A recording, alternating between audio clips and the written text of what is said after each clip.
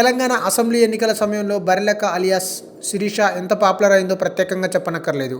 స్వతంత్ర అభ్యర్థిగా పోటీ చేసిన బర్రెలక్కకి అఖండ ఆదరణ దక్కింది. నాగూర్ కర్నూలు జిల్లా కొల్లాపూర్ నియోజకవర్గం పెదకొత్తపల్లికి చెందిన నిరుద్యోగ యువతి శిరీష గతంలో పోలీస్ ఉద్యోగానికి దరఖాస్తు చేసుకుంది.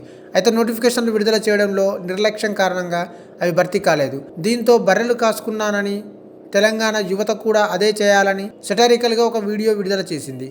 దీంతో ఆమెకు వేధింపులు వచ్చాయి. ప్రభుత్వానికి వ్యతిరేకంగా మాట్లాడతావా అని బెదిరింపులు ఎదుర్కొంది. అయినా తగ్గలేదు. నిరుద్యోగుల ఆవేదనను ప్రజలకు తెలియజేయాలని నిర్ణయించుకొని ఎన్నికల్లో నిలబడింది. స్వతంత్ర అభ్యర్థిగా పోటీ చేసిన శిరీషకు రాష్ట్ర వ్యాప్తంగా ప్రశంసలు దక్కాయి. ఒక్కసారి ఎన్నికల్లో అవకాశం ఇవ్వాలని, భవిష్యత్తును మారుస్తానని చెబుతూ ప్రచారం చేసింది. ఒక రకంగా సోషల్ మీడియాను షేక్ చేసింది. అయితే అవన్నీ ఓట్ల రూపంలో రాకపోవడంతో శిరీష ఓటమి మూటగట్టుకుంది. అయితే శిరీష గెలవకపోయినా రాజకీయాల్లో ఎదగడానికి ఎవరికైనా అవకాశం ఉంటుందని నిరూపించింది. ప్రజాస్వామ్యానికి ఇలాంటి శిరీషలే బలం అవుతారని ప్రముఖుల చేత శభాష్ అనిపించుకుంది. ప్రభుత్వాలపై పోరాటానికి, ప్రజాస్వామ్యాల పరిష్కారానికి యువత ముందుకు రావాలని శిరీష మార్గదర్శిగా నిలిచింది. అయితే ఆమె రాజకీయ భవిష్యత్ ఏంటి అనేది ఇప్పుడు ఆసక్తికరంగా మారింది.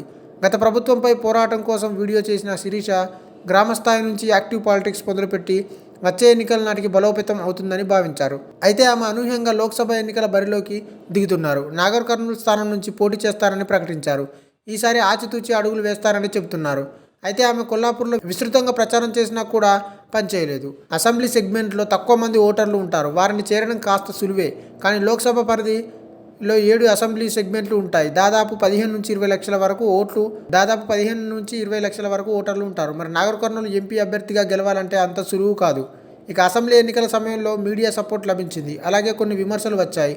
మరి ఈసారి ఆమెకు ఎలాంటి సపోర్ట్ ఉంటుంది అనేది కీలకమే. ఇక ఎన్నికలకు పెద్దగా సమయం లేదు. 2 నెలల్లో ఎన్నికలు జరగవచ్చు. ఇప్పటి నుంచే ప్రజల్లోకి వెళ్తేనే ఎన్నికల నాటికి ఎక్కువ మందిని చేరగలదు. మరి ఆమె ఎలాంటి వ్యూహాన్ని అమలు చేస్తుంది, ప్రత్యర్థులకు ఏ మేరకు పోటీ ఇస్తుంది అనేది వేచి చూడాలి.